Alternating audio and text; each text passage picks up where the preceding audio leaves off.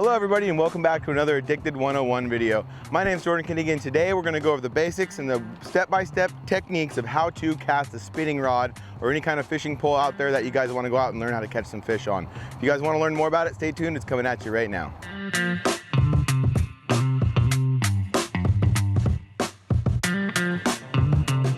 So to get this video started, if you guys are new to this channel, go down here and hit subscribe, hit that little bell notification. We're Addicted Fishing. We aim to educate, entertain, and inspire anglers like you to go out and have more fun on the water. What we're going to talk about today in this video is the dynamic and the vocab of each little thing on these rods. This is a spinning rod setup, and this goes for any style of fishing in the world. What we're talking about exactly is this spinning rod and your rod setup, and then the technique of actually casting it. So what I have in my hands here is a C40 or a 4000 series reel and a salmon and steelhead rod. This is kind of very relative to any style of fishing in the world. They go from a 1000 series reel all the way up to like a 10,000, which would be for like big saltwater fish. But if you're fishing for a little crappie, maybe bass, maybe trout, or any small fish, you're gonna be using a smaller style reel. Today we're going for salmon and steelhead out here in the Northwest, so I have a C40 reel with a 30-pound test and a salmon and steelhead rod.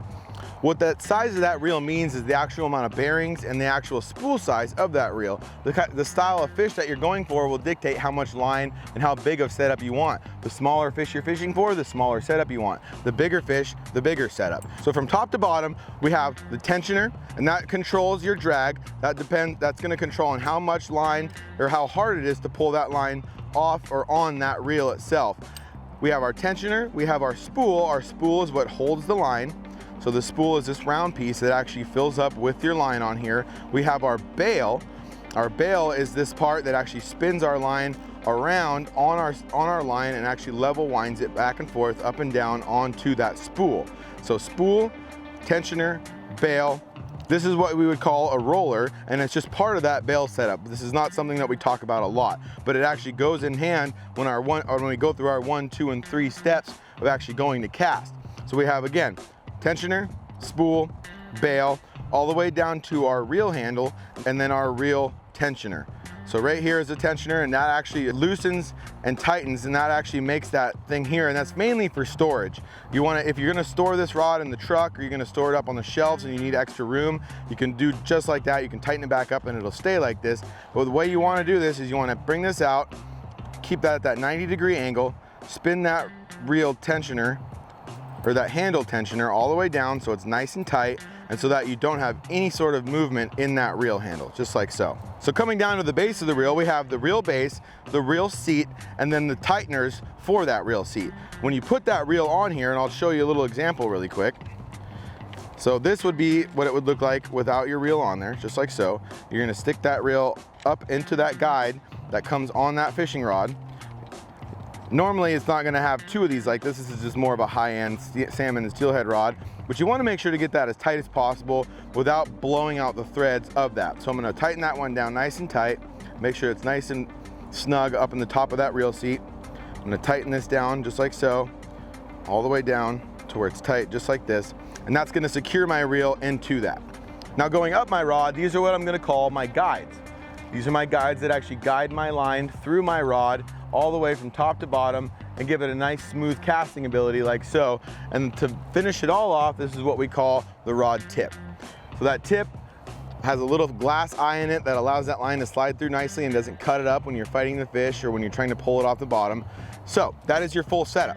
On this rod, we have a 30-pound braided line, and why you want to match that line correctly to that size of rod that you have, again, for smaller fish, smaller line, for bigger fish, heavier line. And why you want to do that is so that it goes through those guides easily and it comes off you real easy to make you a better caster.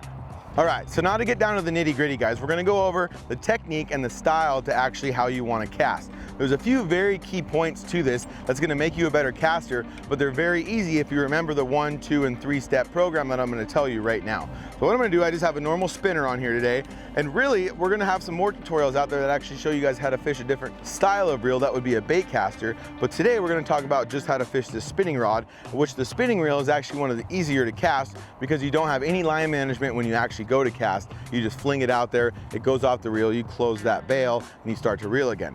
So the first thing I'm always gonna do when I'm coaching somebody on how to first start to cast is talk about the mechanics of that reel. when you go to cast, whether it's a lure, whether it's a jig, whether it's any sort of thing for any species of fish that you're gonna try to cast for, what's gonna help the most is by using the flexibility of your rod to maximize the distance of your cast. So what I'm always gonna do, say if I'm fishing just a spinner or a jig, what you don't wanna do is get in the habit of always starting your cast with your lure or your jig at the tip of your rod, just like so. What that's gonna do is it's gonna eliminate the flexibility of your rod, and it's not gonna allow you to get that full motion and that bend of your fishing rod to help you throw that out into the river.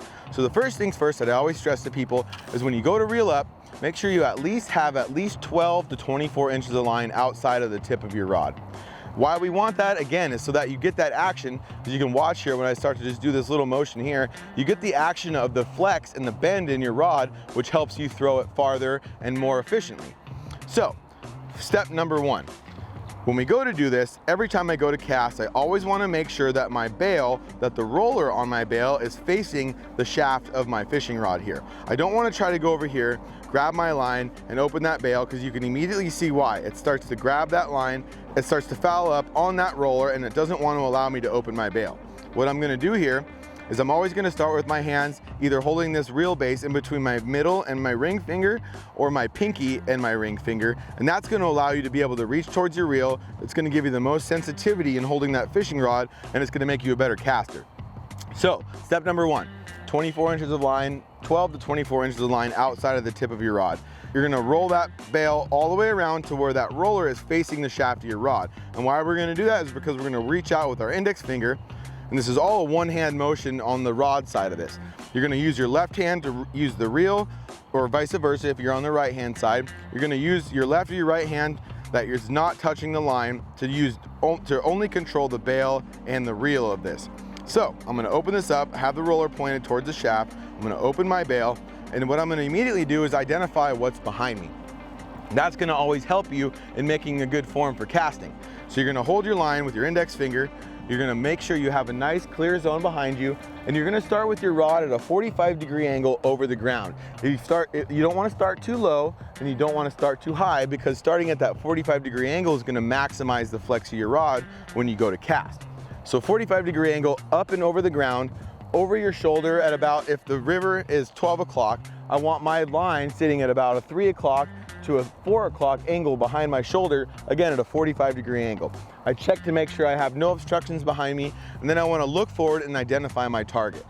The biggest key with this, what I always tell people when I'm teaching them how to cast, is do not watch your lure when you cast, watch your target. Pretend you're throwing a baseball or a football. If you stare at the ball the entire time, you're never gonna hit your target dead on. But if you know you're safe, you find your area behind you that you have your casting room in, you look out and identify exactly the one point in the spot of the lake or the river that you want to cast to, and you lock your eyes on it and then go through the motions that I'm going to show you, you will become ever more of a more accurate caster every single day. It never works that great on the first try, but as you graduate and you get a little bit better with time, you lock your eyes on that target and you bring your rod tip straight to where that target is. The spinner, the lure, the fly, anything you cast will only go where you point your rod tip, and that's the key here. So what I'm gonna do, 45-degree over my shoulder at about 4 o'clock, I'm gonna have my one index finger holding the line, I'm gonna have my other hand on my rod butt, and I'm gonna do a slow to a fast motion, and I'm gonna stop my rod tip 3/4 of the way through my cast. And what that's gonna do is it's gonna allow my rod to bend, it's gonna make it go forward, and it's gonna fling that lure or that whatever I'm using out over the water. And what you don't wanna do is end with your rod tip down in the water, because guess what's gonna happen? The lure is only gonna go where you throw it, and your rod tip is gonna go down, your lure is gonna go down, it's gonna smack right in front of you. So 4 o'clock, rod hand on the butt, finger on the line, and I'm gonna do a slow to fast motion ending at about 45 degrees over the water, pointing exactly where I want to cast, just like so. So you guys saw the effectiveness of that already.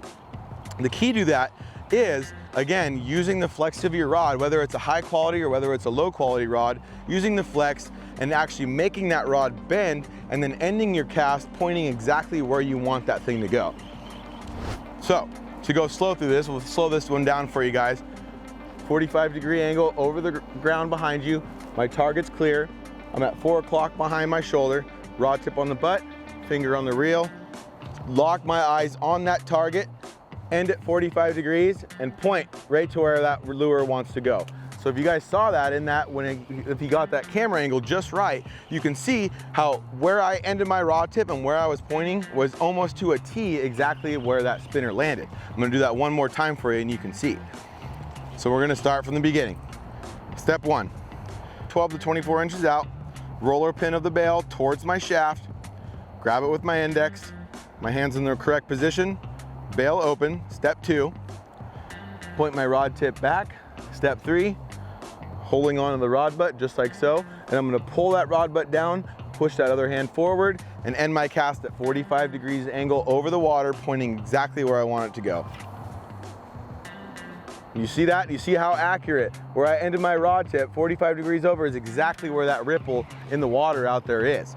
So that is what's gonna maximize your distance. That's what it's gonna keep you the most accurate. And again, stressing to the most that you guys lock your eyes on that target when you cast. Try to avoid watching your lure fly through the air, because what happens when you do so is you're just guessing. You're guessing where that thing's gonna land, and you're guessing the area that it's gonna be flying towards. You're gonna throw it in trees, you're gonna throw it in the brush, and you're gonna miss your target if you actually do see a fish out there. Okay, so one more recap before we leave you guys here. Again, tensioner, spool. Spool is where the line goes. We have our bale. We have our rolling pin on the bale. We have our reel seat, we have our reel handle, we have our reel tensioner. Rod shaft. Now for the last walkthrough of the casting procedure, 12 to 24 inches out of your rod tip, reel spool up towards your finger, index finger on the line, either in between your pinky and your ring, or your middle and your ring is where you want to hold that reel seat. Open the bale first, again rolling pin up towards your finger, 45 degrees over the water surface or over the ground surface behind you. Identify you have a clear casting lane. Identify your target. Slow to fast presentation using the maximum rod bend in your rod. Locking your eyes on your target. Letting go 3/4 of the way through your cast and leaving your rod tip pointed right where you want it to go at the end there. If you guys have any questions on how to do this, be sure to comment below. We'll answer any questions that you guys have. And at the same time, add any more comments below with anything else that you guys want to learn in these 101 videos. We're trying to break it down and make it very easy for you guys so that you guys can all get out there, and gals can all get out there and have more fun out on the lake or the river or wherever you're at in the world. So thank you so much again today, guys. If you didn't already, go down here, hit subscribe, hit that little bell notification, and do not forget to give us a thumbs up and leave that comment below. You guys stay fishy, and we'll see you out there. All right, everyone, thank you so much for watching this channel. If you want to see more cool videos like this, here's a fun one right here for you. If you haven't done so already, go down here, hit subscribe, hit that little bell notification, and be sure to comment below for the comment of the day. And here's that comment of the day right here. Interact with the video. Thank you so much for tuning in. We'll see you out there.